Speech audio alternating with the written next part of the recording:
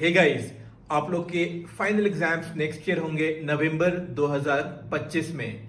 So you should start as early as possible. हमारे batches जो हैं दिसंबर में स्टार्ट हो रहे हैं। राइज में लिमिटेड सीट्स होते हैं, तो आपका एडमिशन जो है वो एडमिशन टेस्ट के बेसिस पे होगा और आपका एडमिशन टेस्ट कमिंग संडे 24 नवंबर को स्केड्यूल्ड है।